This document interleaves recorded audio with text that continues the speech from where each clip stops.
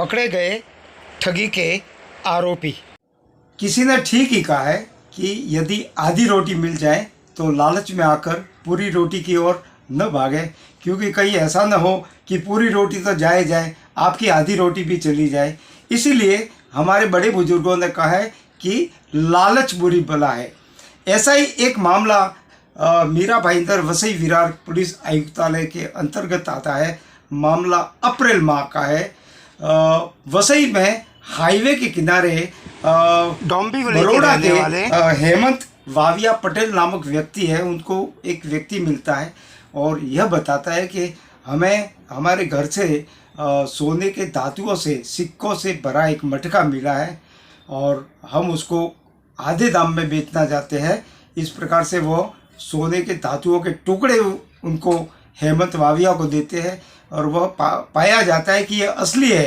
तो लालच के झांसे में आकर उनसे वो सभी सोने के धातु के सिक्के खरीद लेते हैं, लेकिन तब जाकर उनके पैरों के नीचे से ज़मीन खिसक जाती है जब उन्हें ये पता जाता है कि हमें तो ठग लिया गया है। ये मामला अप्रैल माह का है।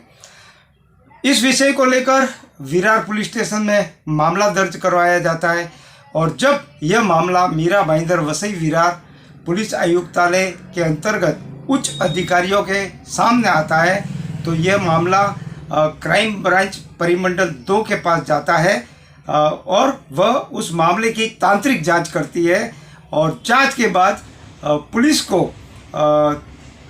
3 व्यक्तियों को गिरफ्तार करने में सफलता प्राप्त होती है और 2 करोड़ 18 लाख रुपए के मामले का माल भी बरामद किया जाता है और ये सभी आरोपी बरोड़ा के बताए जाते हैं।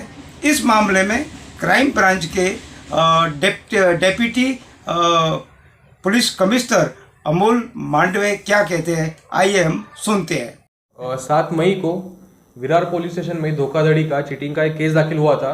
उसमें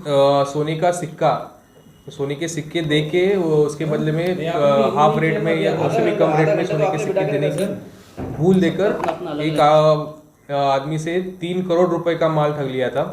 और उसको जो कॉइन दिए थे, शुरू में उसको एक कॉइन दिया जो असली था, उसने चेक किया वो असली था, इसलिए उसने बाकी की कॉइन ले लिए, लेकिन बाकी के सभी कॉइन्स नकली थे।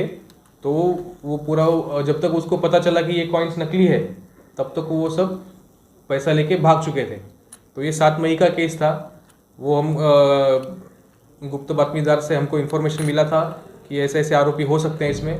तो पिछले 2 महीने से हम वो आरोपी को ढूंढ रहे थे, टेक्निकल इन्वेस्टिगेशन किया और बाकी भी इंफॉर्मेशन के ऊपर से वर्कआउट करके Vasai unit crime branch unit 2 के पुलिस निरीक्षक पी रनौरे और उनकी टीम, इन्होंने ये 3 आरोपी को पकड़ा है और जो गुने में गया था 3 करोड़ का माल, उसमें से 2 करोड़ 18 लाख 95,000 रुपीज़ उतना माल रिकवर किया है और इस तरह से अच्छा डिटेक्शन किया है और बड़े तादाद में रिकवरी भी की है। इसके पहले ये गुने में 2 आरोपी अरेस्ट है, लेकिन उनसे कुछ ज़्यादा रिकवरी नहीं हुई थी, सिर्फ 6 लाख की रिकवरी हुई थी। अभी ये 2 करोड़ 18 लाख की रिकवरी हुई है। इस मामले में टोटल कितने आरोपी पकड़े गए अब तक टोटल 5 आरोपी पकड़े गए हैं। लेकिन सर जिसने ये माल खरीदा है वो भी इलीगल वे से, उस पर भी कोई कार्रवाई होगी? माल खरीदा नहीं किसने? सिक्के जिसने जिन्होंने हाँ। जो लालच में आकर के कम भाव में सोना खरीदने की कोशिश की, कहीं ना कहीं उन्होंने भी तो अपराध किया है। उनका भी तो अपराध है सर। हाँ, ये देखने वाली इन्वेस्टिगेशन में आने वाली बात है कि उन्होंने किस इंटेंशन से लिया था, वो हम इन्वेस्टिगेशन में देख लेंगे। सर आरोपियों को कहाँ से पकड़ा गया? आरोपियों को वडोदरा से पकड़ा गया। नहीं, बाकी डिटेल्स इन्वेस्टिगेशन के लिए जरूरी है, अभी इन्वेस्टिगेशन कंटिन्यूएशन है में, तो बाद में इस तरह की और भी लोगों ने शिकायत दर्ज की है आपके प्रोसीजर में कि मतलब ऐसा कुछ हुआ है? अभी ऐसे क्या है कि ऐसे मामले होते रहते हैं।